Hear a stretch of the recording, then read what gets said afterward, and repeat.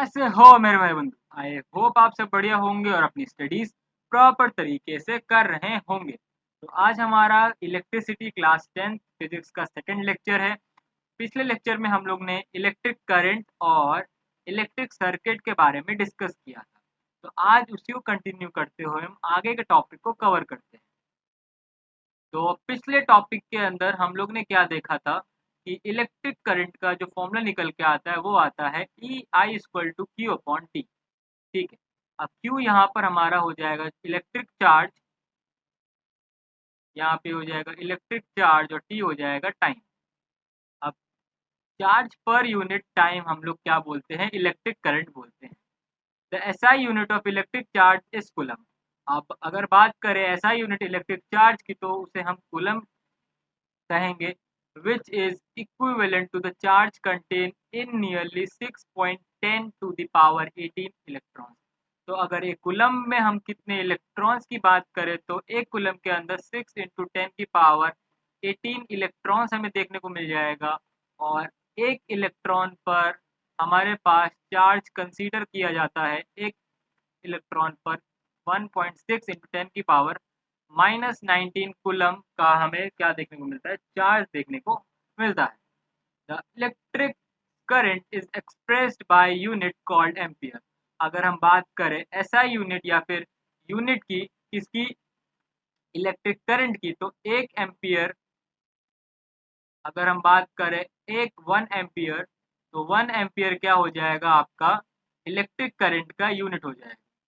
ठीक है, ये हमारे पास क्या हो जाएगा, unit of electric current. I hope आपको ये समझ आ रहा होगा। छोटे से बात है, named after the French scientist, और इनका नाम जो इलेक्ट्रिक करंट का यूनिट का नाम एम्पियर रखा गया है फ्रेंच साइंटिस्ट के नाम पे, जिनका नाम है एंद्रे मैरी एम्पियर, जिनका टाइम स्पैन था यहाँ पर अर्थ के अंदर 1775 से लेकर 1836 के अंदर। और 1 ampere is constitute by a flow of 1 coulomb charge per second. अगर हम 1 एम्पियर को डिफाइन करें तो इसका सिंपली मीन्स हो जाएगा 1 कूलम चार्ज। यहाँ पे क्या बोला जा रहा है कि 1 ampere is equal to 1 coulomb charge flowing per second. ठीक है, 1 कूलम चार्ज आपका 1 सेकेंड के अंदर फ्लो कर रहा है, उसी को हम बोल रहे हैं 1 एम्पियर।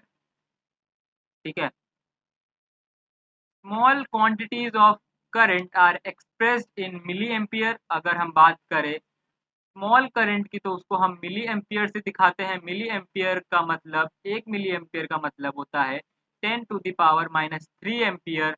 अगर वही हम माइक्रो लेवल पे बात करें तो माइक्रो एम्पियर का हो जाएगा हमारे पास वैल्यू 10⁻⁻6 एम्पियर। तो ये आपका वैल्यू ध्यान रखिएगा, यहाँ पर कन्वर्जेंस में, न्यूमेरिकल्स के अंदर कन्वर्जेंस में ध्यान आएगा तो आप क्वेश्चंस अच्छे से कर पाएंगे। An instrument called ammeter measures electric current in circuit. It is always connected in series in the circuit through which the current is to be measured. अगर हम बात करें इंस्ट्रूमेंट जिसके कारण हम इलेक्ट्रिक करंट को मेजर कर सकते हैं तो वो होता है हमारे पास एम मीटर, और इसका सिंबल कुछ ऐसा होता है। अगर हम सर्किट डायग्राम बनाते हैं तो सर्किट डायग्राम के अंदर एम मीटर हम लोग क्या करते हैं, सीरीज में लगाते हैं। तो ये हमारा हो जाएगा एम मीटर, और इसको हम कनेक्ट करते हैं सीरीज में। जैसे कि आप यहाँ देख सकते हैं बैटरी, बैटरी के बाद बल्ब, बल्ब के बाद यहाँ पे लगा है एमीटर, और फिर यहाँ पे लगा है की मतलब स्विच। तो ये हमारे कंप्लीट सर्किट है जिसमें सीरीज के अंदर हम लोग ने क्या लगाया है, सीरीज में लगाया है एमीटर को, ताकि हम इलेक्ट्रिक करंट को थ्रू आउट द सर्किट हम मेजर कर सके। और shows the schematic diagram of typical electric circuit comprising an cell, electric bulb and ammeter and plug की। तो यहाँ पर एक schematic diagram दिया गया हमें एक सर्किट का, टिपिकल सर्किट का, जिसके अंदर एक बल्ब, एक सेल और एक की और एक एमीटर लगा हुआ है। Note that the electric current flows in the circuit from the positive terminal of the cell to the negative terminal of the cell through the bulb and ammeter। तो यहाँ पे क्या बोला जा रहा है कि जब भी आप डायग्राम बनाओ किसी भी इलेक्ट्रिक सर्किट का, उसके अंदर अगर आपको क्या दिखाना है, फ्लो ऑफ इलेक्ट्रिक करंट दिखाना है थ्रू द सेल, तो यहाँ पर आपको ध्यान रखना पड़ेगा कि नेगेटिव टर्मिनल से लेकर पॉजिटिव टर्मिनल की तरफ आपका करंट मूव करेगा। ठीक है, करंट अगर इस तरफ मूव कर रहा है तो इलेक्ट्रॉन का फ्लो आपका उसके अपोजिट डायरेक्शन में आप दिखा सकते हो। बट हमें खाली इलेक्ट्रिक सर्किट के अंदर इलेक्ट्रिक करंट का फ्लो दिखाना होता है, तो हम इलेक्ट्रॉन का फ्लो नहीं दिखाते हैं। तो ध्यान रखिएगा, आपका negative to the positive terminal तक का क्या मूव करता है, करंट का फ्लो रहता है। तो यहाँ पर एक छोटा सा न्यूमेरिकल एग्जांपल है आपके पास, उसको हम लोग एक बार देख लेते हैं। तो एग्जांपल क्या बोल रहा है, अ करंट ऑफ 0.5 एम्पियर, यहाँ पे करंट हमें दिया गया 0.5 ampere, drawn by a filament of electric bulb, जो कि एक फिलामेंट जो कि इलेक्ट्रिक बल्ब बल्ब का होता है, उसके अंदर फ्लो कर रहा है। कितने मिनट तक, 10 मिनट तक फ्लो कर रहा है। Find the amount of electric charge that flows through the circuit. अब हमें क्या निकालना है, इलेक्ट्रिक चार्ज निकालना है जो हमारा उस सर्किट के अंदर से फ्लो करेगा। तो यहाँ पे सिंपल है, आई हमें दिया है 0.5 एम्पियर और टी दिया है हमारे पास कितना, 10 मिनट्स। 10 मिनट्स को हम सेकंड्स में कन्वर्ट कर देंगे, क्योंकि हमें आंसर हमेशा ऐसा ही यूनिट में देना पड़ता है। क्योंकि अगर हम बात करें एम्पियर की, तो एम्पियर होता है कूलम पर सेकंड, तो हमें मिनट को सेकंड में चेंज करना पड़ेगा। और 10 मिनट हमारे पास हो जाएगा 600 सेकेंड। और जब हम इसको वैल्यू पुट करेंगे, ठीक है, I equal to Q upon T, तो आई हो जाएगा 0.5, टी को हम ऊपर भेज देंगे, टी हो जाएगा 600 और यहाँ पर आ जाएगा क्यू। तो यहाँ पे क्यू आ जाएगा हमारे पास 300 कूलम। तो ये हमारे पास आ गया है आंसर। तो आई होप आपको ये छोटा सा न्यूमेरिकल समझ आया होगा। और यहाँ पे हमारे पास 3 इंटेक्स क्वेश्चन आंसर भी सामने आ चुके हैं। चलिए इसको भी एक करके फिनिश कर लेते हैं। तो what does an electric circuit mean. तो यहाँ पर बोला गया है कि इलेक्ट्रिक सर्किट का मतलब क्या है। तो electric circuit is an type of complete close path in which electric current flows.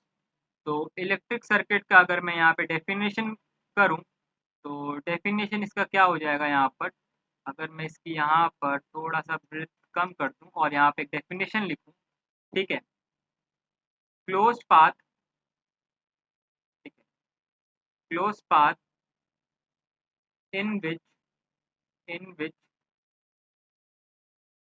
Electric current flow, close path in which electric electric current electric current flows. तो ये हमारा क्या हो जाएगा, इलेक्ट्रिक सर्किट का छोटा सा एक डेफिनेशन हो जाएगा। आप अपनी डेफिनेशन भी खुद से बना सकते हैं, पर एक बार देख लीजिएगा वो सही है कि नहीं है। क्योंकि यहाँ का इलेक्ट्रिक सर्किट का मतलब क्या है, एक ऐसा क्लोज पाथ जिसके अंदर हम इलेक्ट्रिक करंट को फ्लो करा रहे हैं through out the various obstacles या फिर थ्रू द वेरियस अप्लायंसेस।